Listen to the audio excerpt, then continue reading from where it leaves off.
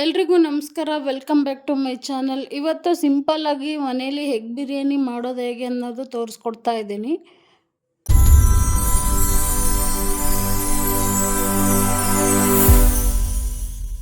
ಇಲ್ಲಿ ಮೊಟ್ಟೆ ಬೇಯಕ್ಕೆ ಇಟ್ಟಿದ್ದೀನಿ. ಅಷ್ಟರೊಳಗೆ ನಮ್ಮ ಹಸ್ಬೆಂಡ್ ಕೂಡ ಬಂದುಬಿಟ್ರು.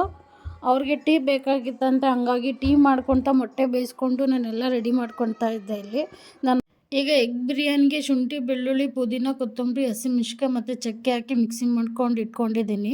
ಈಗ ಎಗ್ನ ಬೇಯಿಸಿರುವಂಥ ಎಗ್ನ ಈ ಥರ ಸ್ಲೈಸಾಗಿ ಕಟ್ ಮಾಡ್ಕೊಳ್ಳೋಣ. ಈ ಥರ ಕಟ್ ಮಾಡೋದ್ರಿಂದ ಉಪ್ಪು ಖಾರ ಹಿಡಿಯುತ್ತೆ ಅಂತೇಳಿ ಅಷ್ಟೇ.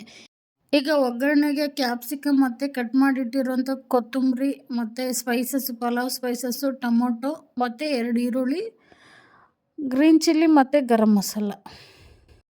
ಈಗ ಮೊಟ್ಟೆನ ಫ್ರೈ ಮಾಡ್ಕೊಳೋದಕ್ಕೆ ಒಂದು ಬಾಣಲಿಲಿ ಸ್ವಲ್ಪ ಎಣ್ಣೆ ಹಾಕ್ಕೊಂಡು ಅದಕ್ಕೆ ಅಚ್ಕಾರದ ಪುಡಿ ಮತ್ತು ಗರಂ ಮಸಾಲ ಹಾಕ್ಬಿಟ್ಟು ಸ್ವಲ್ಪ ಫ್ರೈ ಮಾಡೋಣ ಮೊಟ್ಟೆನ ಈ ಥರ ಎಣ್ಣೆಲಿ ಫ್ರೈ ಮಾಡೋದ್ರಿಂದ ಒಂದು ಡಿಫ್ರೆಂಟ್ ಆಗಿರೋ ಟೇಸ್ಟ್ ಬರುತ್ತೆ. ನೋಡಿ, ಈ ರೀತಿ ಕಲರ್ ಚೇಂಜ್ ಆಗಬೇಕು, ಅಲ್ಲಿವರೆಗೂ ನೀಟಾಗಿ ಫ್ರೈ ಮಾಡ್ಕೊಳೋಣ. ಈ ಥರ ಫ್ರೈ ಮಾಡ್ಕೊಳೋದ್ರಿಂದ ಹಸಿ ಮೊಟ್ಟೆ ವಾಸನೆ ಇರೋದಿಲ್ಲ.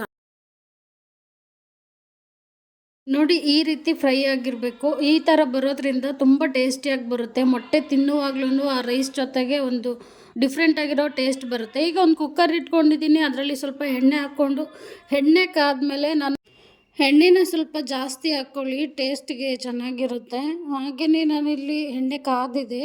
ಇದಕ್ಕೆ ನಾನು ಪಲಾವ್ ಹೋಲ್ ಮಸಾಲ ಹಾಕ್ಕೊಳ್ತಾ ಇದ್ದೀನಿ. ಎಲ್ಲನೂ ಹಾಕ್ಕೋಬೇಕಂತ ಏನಿಲ್ಲ, ನಿಮ್ಮ ಹತ್ರ ಇರೋ ಮಸಾಲ ಹಾಕ್ಕೊಂಡ್ರೂ ಓಕೆ, ಪರವಾಗಿಲ್ಲ. ಈ ಸ್ಪೈಸಸ್ನೆಲ್ಲ ಎಣ್ಣೆಯಲ್ಲಿ ನೀಟಾಗಿ ಫ್ರೈ ಮಾಡ್ಕೊಳ್ಳಿ. ಇದು ಫ್ರೈ ಮಾಡ್ಕೊಂಡಷ್ಟು ಟೇಸ್ಟ್ ಚೆನ್ನಾಗಿ ಬರುತ್ತೆ. ಈ ಸ್ಪೈಸಸ್ನೆಲ್ಲ ಎಣ್ಣೆಯಲ್ಲಿ ನೀಟಾಗಿ ಫ್ರೈ ಮಾಡ್ಕೊಂಡಾದಮೇಲೆ ನಾನು ಇದಕ್ಕೆ ಕ್ಯಾಪ್ಸಿಕಮ್ ಸೇರಿಸ್ತಾ ಇದ್ದೀನಿ. ಕ್ಯಾಪ್ಸಿಕಮ್ ಒಂದು 2 ಮಿನಿಟ್ ಚೆನ್ನಾಗಿ ಫ್ರೈ ಮಾಡೋಣ. ಇದಾದಮೇಲೆ ನಾನು ಇದಕ್ಕೆ ಆನಿಯನ್ ಹಾಕ್ಕೊಳ್ತಾ ಇದ್ದೀನಿ. ಆನಿಯನ್ ಅಷ್ಟೇ, ಅದು ಬ್ರೌನ್ ಕಲರ್ ಬರೋವರೆಗೂ ಫ್ರೈ ಮಾಡ್ಕೊಳ್ಳೋಣ. ಇದಾದಮೇಲೆ ನಾನಿವಾಗ ಟೊಮೊಟೊ ಹಾಕ್ತಾಯಿದ್ದೀನಿ. ನೋಡಿ, ನೀವು ಈಗ ಸ್ಟೆಪ್ ಬೈ ಸ್ಟೆಪ್ ಹಾಕ್ಕೊಳ್ಳಿ, ತುಂಬ ಚೆನ್ನಾಗಿರುತ್ತೆ ಟೇಸ್ಟು.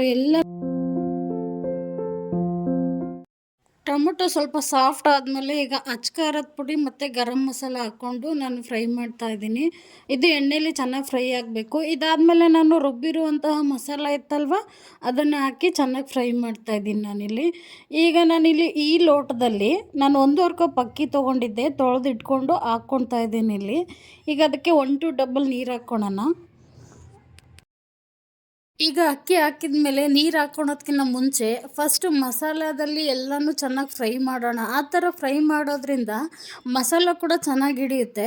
ಈಗ ಇದಾದಮೇಲೆ ಫ್ರೈ ಮಾಡಿರುವಂತಹ ನಾನು ಮೊಟ್ಟೆನ ಇಲ್ಲಿ ಹಾಕ್ತಾಯಿದ್ದೀನಿ. ಇದನ್ನು ಹಾಕ್ಬಿಟ್ಟು ಒಂದು ಸಲ ಚೆನ್ನಾಗಿ ಮಿಕ್ಸ್ ಮಾಡೋಣ. ಈಗ ಇದಕ್ಕೆ ನೀರು ಮಿಕ್ಸ್ ಮಾಡ್ಕೊಳೋಣ ಬನ್ನಿ. ನಾನು ಆವಾಗಲೇ ಹೇಳ್ದಂಗೆ 1 to ಡಬಲ್ ನೀರು ಹಾಕ್ಕೋಬೇಕು ಅಂಥೇಳಿ ನಾನು ಆವಾಗಲೇ ಎಲ್ಲ ಎತ್ತಿಟ್ಕೊಂಡು ಈಗ ಹಾಕ್ಕೊಳ್ತಾ ಇದ್ದೀನಿ. ಕೊನೆಯದಾಗಿ ನಾನಿಲ್ಲಿ ಕೊತ್ತಂಬರಿ ಮತ್ತು ರುಚಿಗೆ ತಕ್ಕಷ್ಟು ಉಪ್ಪು ಹಾಕಿ ನಾನು ಮಿಕ್ಸ್ ಮಾಡಿಬಿಟ್ಟು ಈಗ ಲಿಡ್ನ ಕ್ಲೋಸ್ ಮಾಡ್ತಾ ಇದ್ದೀನಿ. 3 ವಿಸಲ್ ಆದಮೇಲೆ ನೋಡಿ ಈ ಥರ ಬಂದಿದೆ. ಇದನ್ನು ಮಿಕ್ಸ್ ಮಾಡುವಾಗ ಸೈಡಿಂದನೇ ಮಿಕ್ಸ್ ಮಾಡ್ಕೊಳ್ಳಿ, ಯಾಕಂದರೆ ಯಾವುದೇ ಮೊಟ್ಟೆ ಒಡೆದಿರೋ ಹಾಗೆ ಮಿಕ್ಸ್ ಮಾಡಿಕೊಂಡ್ರೆ ತುಂಬ ಚೆನ್ನಾಗಿರುತ್ತೆ.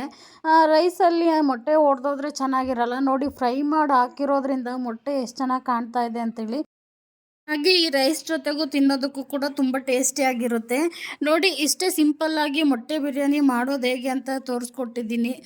ನಿಮಗೆಲ್ಲ ಇಷ್ಟ ಆದರೆ ಲೈಕ್ ಮಾಡಿ, ಶೇರ್ ಮಾಡಿ, ಕಮೆಂಟ್ ಮಾಡಿ. ಹಾಗೆ ನನ್ನ ಚಾನಲ್ನ ಸಬ್ಸ್ಕ್ರೈಬ್ ಮಾಡಿ, ನನ್ನ ಬರೋ ವೀಡಿಯೋಸ್ಗೆಲ್ಲ ಸಪೋರ್ಟ್ ಮಾಡಿ ಅಂತ ಕೇಳ್ಕೊತ ಇವತ್ತಿನ ವಿಡಿಯೋ ಎಂಡ್ ಮಾಡ್ತಾ ಇದ್ದೀನಿ.